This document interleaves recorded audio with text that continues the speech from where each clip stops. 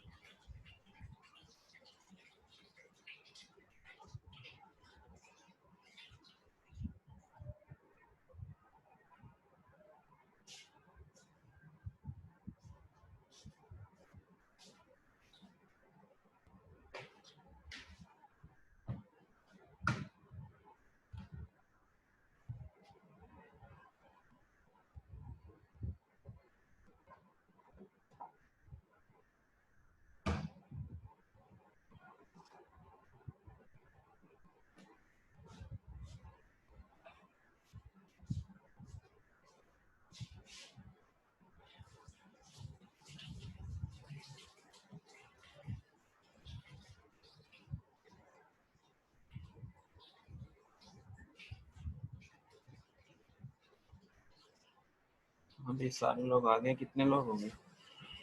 4 सादिया।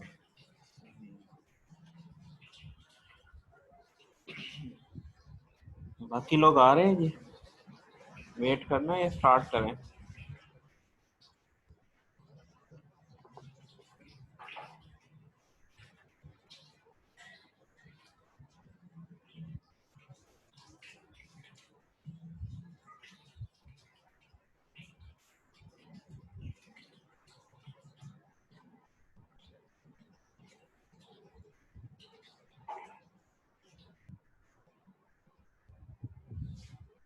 हाँ भाई, जरा इस पिक्चर को जरा जो है ना इमेजिन करो। अभी आप लोग इस स्टेज से गुजरे नहीं हैं, तो मैं तो इसको देख के जो है ना वो अपने पास्ट को, ये क्या होता है जब थीसिस जमा करवाने का टाइम होता है, जैसे जैसे डेडलाइन करीब आती है वैसे वैसे जो है आपका सुपरवाइजर भी एक्टिव होता चला जाता है।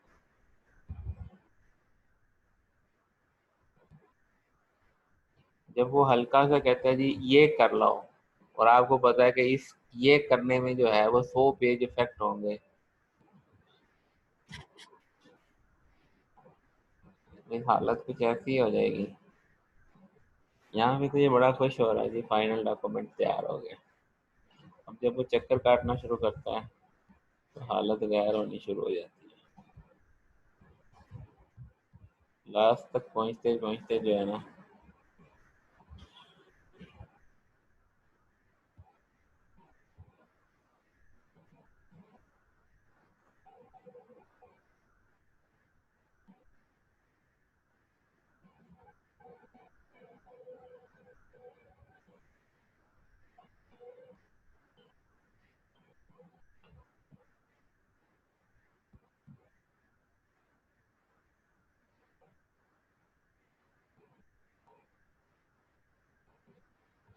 आखिर में फाइल का वर्जन जो है ना वो भी जो है ना, why did I come to grade school dot D S final revision 22। जब वो 20-22 मतलब वो चेंज करता है ना तो उसकी सिचुएशन ऐसी हो जाती है जी। स्टार्ट करें जी? जी सर, कर लें। हाँ, जी अच्छा सर। भाई, तो आपने ये फोटो देख ली है? जी सर, देखिए। अभी आप लोगों का इस स्टेज से गुजरे नहीं है। सिनॉप्सिस के अंदर भी ऐसा है, इतना ज्यादा नहीं होता, होता तो है लेकिन इतना नहीं होता जितना फाइनल में होता है। अच्छा जी, जर्नल राइटिंग के जो करते हैं, राइटिंग में कुछ चीज़ों का ख्याल रखना होता है। यहाँ पे कुछ चीज़ें वो शेयर की हैं। इसमें सबसे चीज़ जो है वो स्पेलिंग और ग्रामर का ख़ास ख्याल करना है। जब आपने पेपर सबमिट करना है तो उस चीज़ को बड़ा मैटर करते हैं। और उन्हें तो बाज़ दफ़ा ऐसे होता है कि जो रिव्यूअर है उसकी हैबिट होती है कि मैंने पेपर रिजेक्ट करना है, और वैसे उसको अगर कुछ नज़र नहीं आ रहा होता तो वो ग्रामर को ही पकड़ के कह देता है जी ये पेपर तो लिखा ही इतना थर्ड क्लास है कि इसको एक्सेप्ट किया ही नहीं जा सकता। तो वो इस चीज़ को भी, ग्रामर और जो है वो स्पेलिंग वगैरह को भी जो है ना वो देखता है। तो ख़ास तौर पे पेपर सबमिशन के दौरान जो है वो अपनी स्पेलिंग वगैरह का ख्याल करना है। यूज़ कंप्लीट सेंटेंस, यानी जो डैंगलिंग सेंटेंसेस और ऑर्फन सेंटेंसेस, और दो तरह से हैं। एक है डैंगलिंग, यानी जो उस पराए में फिट ही नहीं आ रही, ऐसे ही अचानक एक सेंटेंस लिख दिया, उसको ऑर्फन सेंटेंस भी कहते हैं। लावारिस जो है ना, यतीम किस्म के सेंटेंस बीच में डाल दिए जिसका वो उधर ज़रूरत ही नहीं है, तो वो अपने लोगों ने नहीं डालना दरम्यान में ऐसे ही बस। ऐसे का जी मुझे होता क्या है, इनके पीछे लॉजिक क्या होती है कि जैसे ना एक टीचर होता है ना, तो उसको एक कॉन्सेप्ट होता है कि मैंने मैक्सिमम नॉलेज डिलीवर करना, कोई अच्छी चीज़ लगे ना तो वो भी बता दी, हालांकि उसमें लेक्चर में ज़रूरत है नहीं है, बता दी। ऐसे ही वो ना थीसिस के अंदर लिखा था मैंने ये भी सीखा है, हालांकि उसकी वहाँ पे ज़रूरत नहीं है। तो आर फान सेंटेंसेस जो है ना वो नहीं आपने यूज़ करना। Make sure verb agree in number, यानी सिंगल और प्लूरल को ख्याल करते हुए इस आर एम का यूज़ करना है। Percentage of correct responses as well as the speed of the responses increase with practice. वो कहते हैं कि आएगी कैसे, प्रैक्टिस से आएगी। और एक और चीज़ भी है कि हर बंदे की ना हैबिचुअल मिस्टेक्स होती हैं, हैबिचुअल मिस्टेक्स होती हैं। उसका तरीका ये है कि आपने कुछ राइटिंग की, उसको किसी और को कहो ये मुझे पढ़े और उसमें से मिस्टेक दोनों तरह से निकाले। एक तो अंडरस्टैंडिंग के पॉइंट ऑफ व्यू से कि जो मैं लिख रहा हूँ वो समझ के काबिल भी है या नहीं, एक बात। दूसरी है उसकी ग्रामेटिकल एरर। और आप नोट करेंगे कि हर बंदे की वही आदत होती है ग्रामेटिकल एरर करने की, तो उनको आप नोट डाउन कर लेंगे मैंने ये नहीं, ये वाली एरर नहीं करनी। तो फिर अगर इस तरह करेंगे तो वो दो या तीन मरतबा जब वो गो थ्रू होगा ना, वो एरर खत्म हो जाएंगी। अच्छा जी, इसके बाद कंट्राडिक्टरी जो है ना, इस तरह चीज़ें नहीं लिखनी। Don't, can not, should not, पूरा मुकम्मल लिखना। Do not, can not and should not. फिर इट्स इस तरह नहीं लिखना। नॉट योर्स, इस ऐसे नहीं लिखना, your. Use past tense with discussing studies conducted in the past, यानी अगर पास्ट का कोई हवाला, मतलब आपने कहा जी वही हमने केस स्टडी को कंडक्ट करवाया, तो वो पास्ट में लिखेंगे। वही कंडक्टेड है केस स्टडी को पास्ट में लिखेंगे क्योंकि वो प्रीवियस टास्क है। अच्छा, avoid the passive voice, passive voice का नहीं यूज करना। Studies have been conducted to, direct use करना। Study Smith conducted, simple indefinite tense use करना। प्रेजेंट इंडेफिनिट या पास्ट इंडेफिनिट। तो अगर 5 सेंटेंस से 5 वर्ड से सेंटेंस मुकम्मल होना तो 10 नहीं बनाने। होता है ना कुछ लोगों को ऐसे लफाजी डालने की आदत होती है, इन ऑर्डर टू, और इधर उधर की चीजें, इट्स जस्ट फिलर, इस तरह की चीजें नहीं डालनी। अवॉइड यूजिंग कोलिकियम, हाँ, जैसे कहते हैं वाना गो, वाना वाना के वांट टू गो, तो अब वो वाना जो है वो कोलिकियम है, गौना जाना चाहता हूँ। इस तरह की चीजें जो डेली लाइफ में यूज होती हैं, जिनका मैंने सारे समझ जाते हैं, वो वर्ड यहाँ नहीं यूज करने राइटिंग में, क्योंकि आप, और इसमें फिर मेलोड्रामेटिक, जजमेंटल, इन्फ्लेमेटरी, यानी जो जैसे होते हैं ना पैशन वाले अल्फाज, वो नहीं डालने। स्लैंग वर्ड नहीं डालने। यहाँ पे आप साइंटिफिक राइटिंग लिख रहे हैं, कोई एडवर्टीजमेंट या कोई सॉप बॉक्स नहीं यूज कर रहे हैं कि आपने चीज बेचनी है जी। ठीक है जी, तो इसमें आपने इस चीज का ख्याल करना कि वर्ड आपके जो है, आपने साइंटिफिक राइटिंग के अंदर वो चीज़ों के अंदर वो इमोशंस नहीं डालते और उसको वो लफाजी का इस्तेमाल नहीं करते। अच्छा, to avoid using first person singular और प्लूरल। फर्स्ट पर्सन यानी कि ही डू, इस तरह के काम नहीं करने। स्टडी इस तरीके से, study perform this like that. तो ये हिज वर्क एंड ये इस तरह की चीज़ें नहीं कर रहा है। वही डू, इस तरह के वर्ड नहीं यूज़ करना, उसको अवॉइड करना। अभी एक आध हो गया चलो ठीक है, लेकिन उसकी रेपुटेशन ना हो कि हमने ये किया, हमने ये किया, हमने हम या इट्स, या वैसे कहते हैं कि आप बात कर रहे हैं जी स्टडी ने ये कहा, दे डू दिस, तो वो बात दफा पीछे दो बातें बताई होती है, आपको किसके साथ रिलेट करेंगे इसको, तो वो क्लियर करनी है। जो आपकी साउंड जो है वो क्लियर होनी चाहिए कि आप किसके बारे में डिस्क्राइब कर रहे हैं। अवॉइड करना है लॉन्ग कॉम्प्लिकेटेड सेंटेंसेस से। Don't try to sound smart by using big words. मुश्किल मुश्किल लफ्ज लिखने हैं। तो सिनॉप्सिस में लोग ऐसे करते हैं, ऐसे वर्ड लिखते हैं कि अगले को समझ ही ना आए कि भाई करना क्या है, तो उसका फायदा नहीं होता।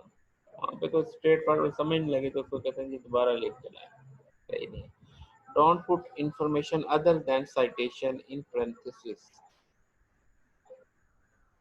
ऐसे नहीं करना कि आप बात लिख रहे हैं तो जैसे वो कहते हैं ना एक्सप्लेनेटरी नोट्स लिखते हैं parentheses डाल के, इसका मतलब ये, वो मतलब आपने टेक्स्ट में फ्लो के अंदर ही देना है। ऐसे अलग अलग जो है ना उसके अंदर ऐड ऑन नहीं डालने कि वो इसकी इस वर्ड की एक्सप्लेनेशन ये है, इसकी एक्सप्लेनेशन ये है।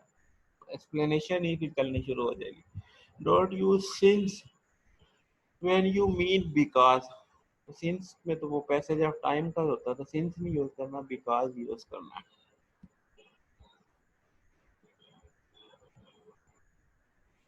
डिक्शनरी कोटेशन को कम से कम यूज करना। Punctuation with quotation marks, secret of the writing. इसको क्या करना है, कोटेशन मार्क के अंदर यूज करना। और page number must be included with in the citation. और जैसे आप बुक वगैरह को साइट कर रहे हैं तो या जर्नल का पेपर है तो आप मेंशन करेंगे कि ये पेपर जो है कितने पेज से कितने पेज पे है, तो आपने वो यूज पंक्चुएशन मार्क करेक्टली। अच्छा ये भी बाद दफा आप कोई बात बहुत इंपॉर्टेंट है तो आप मेंशन कर सकते हैं जी फलां पेज पे ऐसे ये चीज लिखी है। यूज पंक्चुएशन मार्क करेक्टली, जैसे पीरियड यूज करना है, एट ऑल है, ये यूज नहीं करने क्वेश्चन मार्क ज्यादा एक्सप्लेनेशन।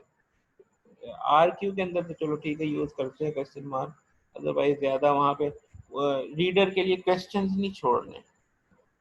यानी आप राइट कर रहे हैं, आप बता रहे हैं या पूछ रहे हैं, तो राइटिंग के अंदर, थीसिस राइटिंग के अंदर क्वेश्चन मार्क्स और एक्सप्लेनेशन इस तरह की चीजें कि जिसमें रीडर जो है डिसाइड करे, इस तरह की चीजें नहीं। आपने अपनी फाइंडिंग्स शेयर कर रहे होते हैं वहाँ पे, रीडर की राय नहीं ले रहे होते। कॉन्फ्रेंस की वर्डिंग थोड़ी है कि वहाँ पे आप वो जो आप रीडर हैं उनकी राय ले रहे होते हैं। कॉमा का use,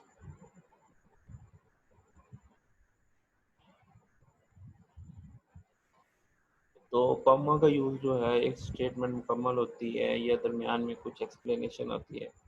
beginning with for example when, if, after, unless, although, वहाँ पे कॉमा का यूज करना। एंड के लिए कॉमा का यूज करना। बट के लिए, तो आइटम्स को लिस्ट को अलग करने के लिए कॉमा का यूज करना। जिस तरह फिर कॉलन का यूज है, मतलब कोई चीज़ एक्सप्लेन कर रहे हैं, जैसे my mother gave me one good piece of advice, colon किसी के there are 3 countries I wish to visit, colon. तो यहाँ पे एक्सप्लेनेशन है, वहाँ पे कॉलन। लिस्ट, इसके बाद लिस्ट आ रही है तो कॉलन का यूज करना।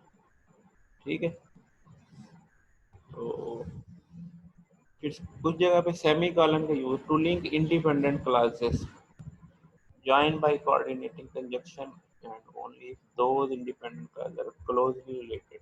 यानी जब आप कुछ ऐसी चीज फर्दर एक्सप्लेन करेंगे, एक स्टेटमेंट बताई और उसी के साथ जो है ना अगली स्टेटमेंट भी इसी के साथ की बात को जोड़ रही होती है, फिर सेमी कॉलन लगाते हैं। यानी बात मुकम्मल नहीं हुई, कंटिन्यूटी को शो कर रही होती है semicolon. To separate items in a list but only if those items contain internal comma semicolon never proceed a list। यानी उसके लिए तो कॉलन होता है, लेकिन इसके अंदर जो अगर लिस्ट की कंटिन्यूटी के लिए आप सेमीकोलन यूज करते हैं। To join two independent clauses, जैसे आप लिखते हैं हैंस हाउएवर रिकवर, तो ये भी वो हैंस यानी एक बात की और उसको फिर बात सारी पिछली बात को कंक्लूड करके जब आप उसको साथ रिलेट करना चाहते हैं तो वहाँ पे आप वर्डिंग यूज करते हैं हाउएवर अदरवाइज मोर एवर, वहाँ पे भी सेमीकोलन यूज कर सकते हैं।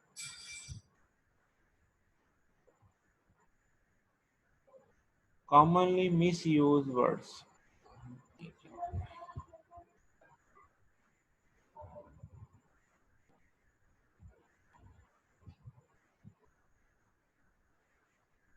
affect as a verb mean to influence as a noun, affect as a verb mean to bring about as a noun, it refers to a result। One effect of election is to affect a change in word। यहाँ पे affect और effect का use यानी words का सही use करना है। जहाँ पे भी आपको कोई थोड़ी बहुत एम्बिग्युइटी फील हो, जो कि वर्ड सही है नहीं है, तो आप वहाँ पर डिक्शनरी यूज कर लें, गूगल यूज कर लें, उसके बारे में वोकेबलरी सही चेक करें कि ये इसका मीनिंग जो मैं चाह रहा हूँ यही है या कई बाद दफ़ा ऐसे होते हैं मल्टी मीनिंग वर्ड्स होते हैं। तो अगर आप देखें ना आपने वो मल्टी मीनिंग वर्ड यूज किया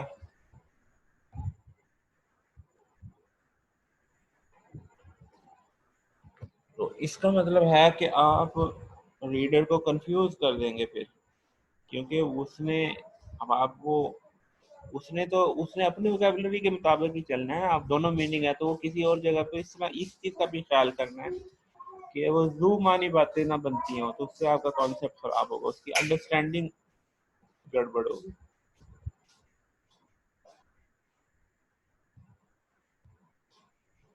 ठीक हो गया।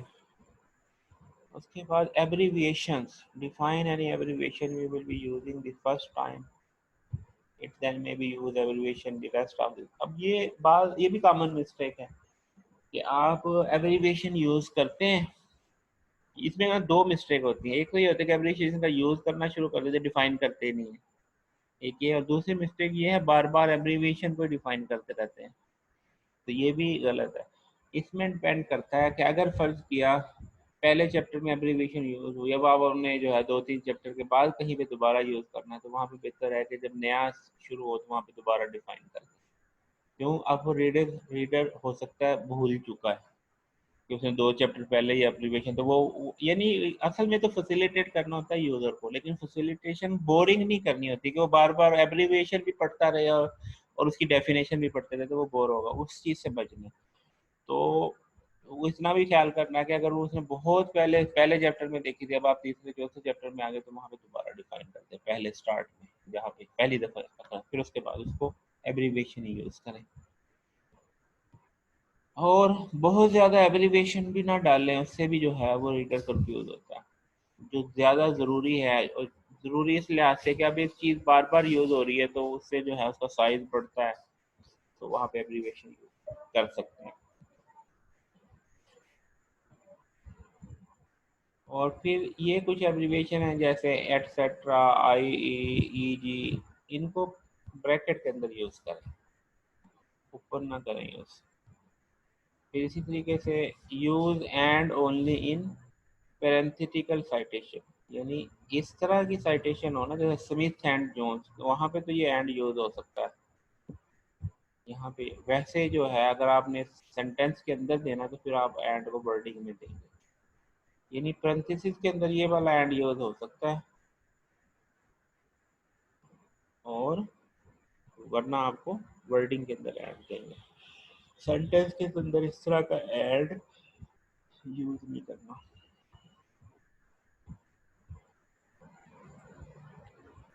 अब कॉमन मिस्टेक क्या है? Use of future tense in tenses for final thesis.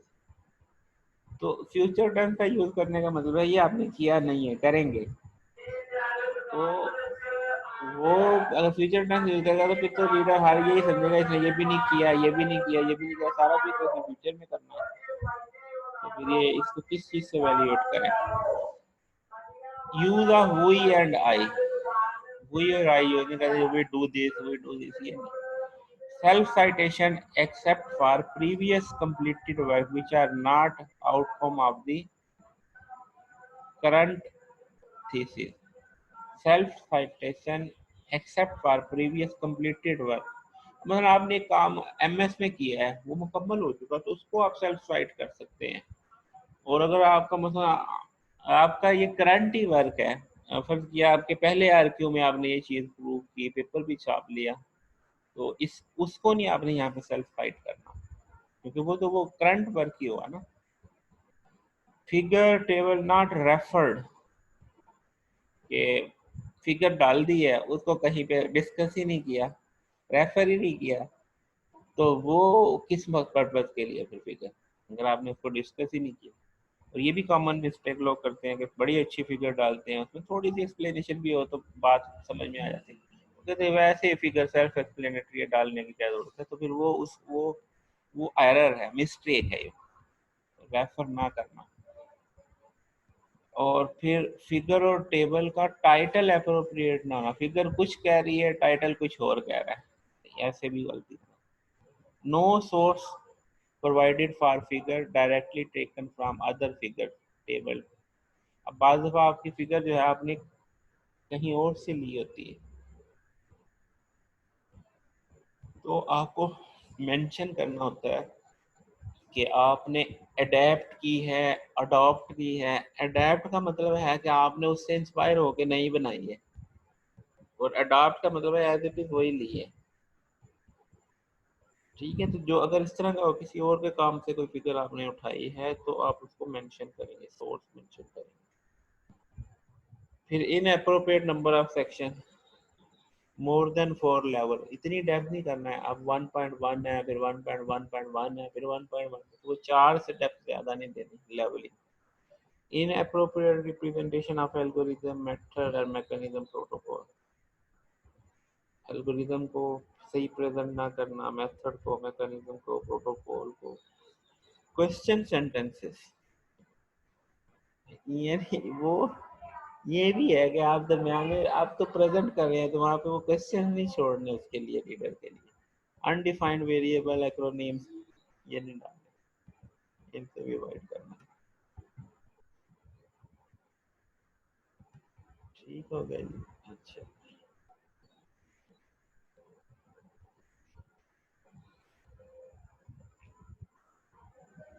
अच्छा, जब थीसिस राइट करना स्टार्ट करना है, तो पहले आउटलाइन बनानी है, चैप्टर हेडिंग बनानी है, सब हेडिंग बनानी है, और फिगर्स का टाइटल्स देना है। One word processor file for each chapter and reference file, यानी आपने हर चैप्टर का जो है ना, वो एक एक थीम जहन में बनेगा कि इस चैप्टर में मैंने क्या क्या चीज़ें देना है, उस फाइल बना लेनी है अलग।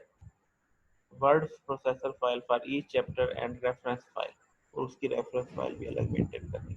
Every time you site a reference, check the content of reference file if the reference has been written, if not added a reference to the reference file।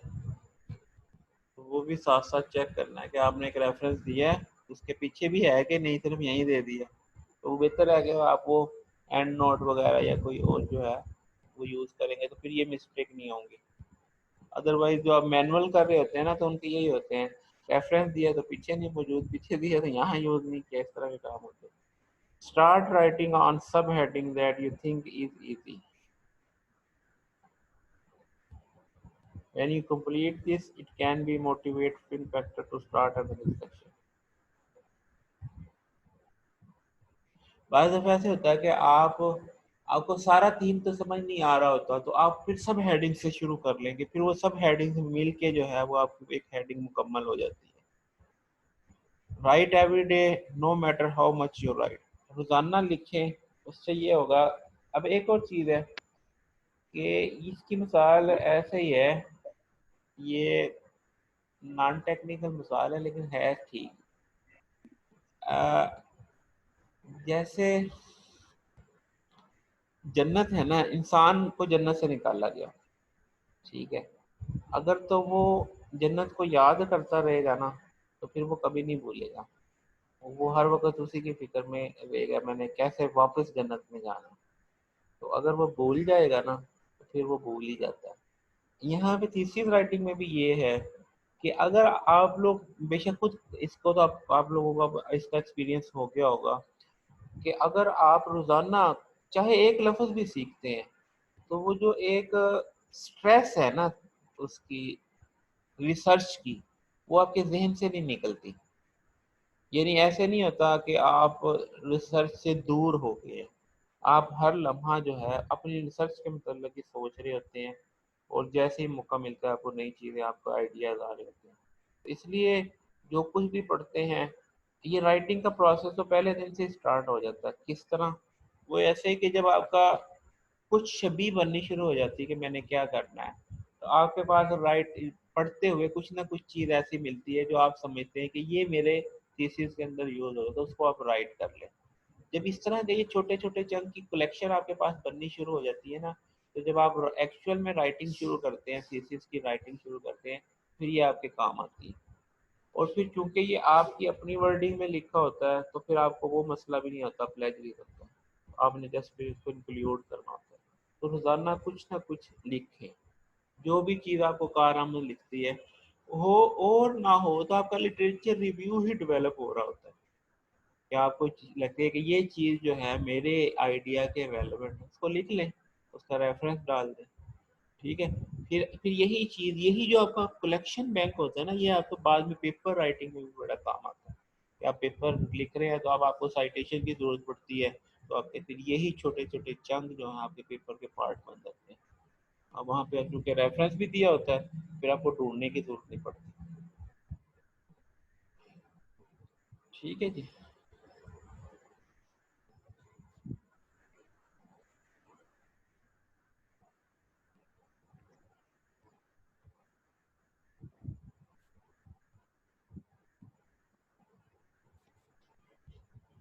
ये देखिए जी, राइटिंग ब्लॉग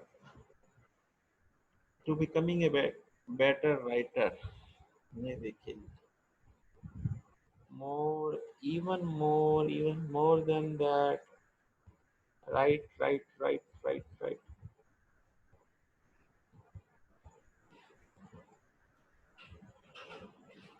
ठीक है, right is easy. All you do is sit starting at a blank sheet of paper until drop of blood from on your forehead.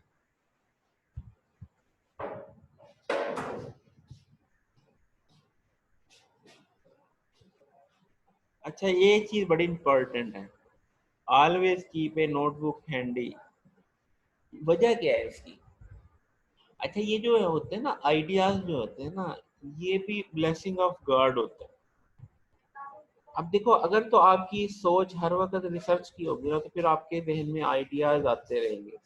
और सबसे बेहतरीन काम ये है कि जैसे ही कोई आइडिया आए, तो उसका जो है इसकी एक इमेजिनेशन बनती है, वो उसी टाइम बनती है जब वो आइडिया आता है। उस इमेजिनेशन को आप नोटबुक के ऊपर उतार लें। मसलन ये इमेजिनेशन क्या होती है कि आपने कोई रीडिंग कर रहे होते हैं, अचानक आपके दिल में ख्याल आता है, हो इससे तो इस तरह ये एक पेपर तैयार हो सकता है। तो वो चीज आप नोटबुक पे नोट कर लें, वो दोबारा नहीं आएगी, वो भूल भी जाएंगे आप। लेकिन अगर आप नोट कर लेंगे, तो तब उसको जो है आप उसको अमली जामा पहुंचा सकते हैं। अदरवाइज वो बस आइडिया आया, आइडिया गया, बस। तो जैसे ही कोई चीज आए, उसको आप नोट कर लें। ये इसको आमद कहते हैं। The text must be clear, good grammar, style and thoughtful writing will make thesis easier to read. Scientific writing has to be formal, don't write like a novel. Slang and informal writing should be avoided. Use of short, simple phrases and words are often better than long ones.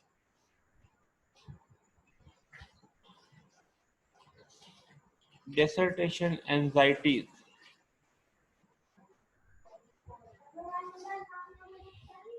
अब ये thesis writing में आपको stress भी आती है। When you, ये दूसरा session start करते हैं। When you embark on this large independent project, you may begin to ask yourself questions about your future in academia. When you finish your dissertation, you have to change your life pretty dramatically. You may go on the job market, begin work as an independent scholar, 12 classes, move out of community that you have grown to love it. You may also feel like your dissertation will begin to define your professional identity. You may feel like your research interest, your theoretical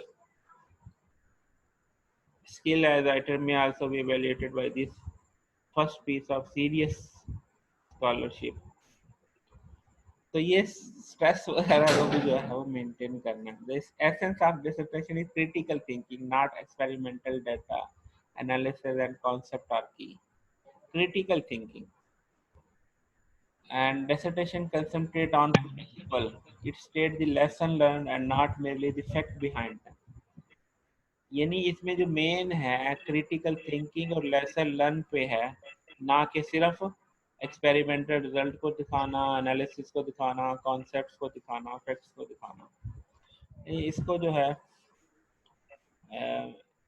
मैं इसको stop करता हूँ, नया session start करते हैं क्योंकि फिर ये मसला हो जाता है वीडियो की रिकॉर्डिंग.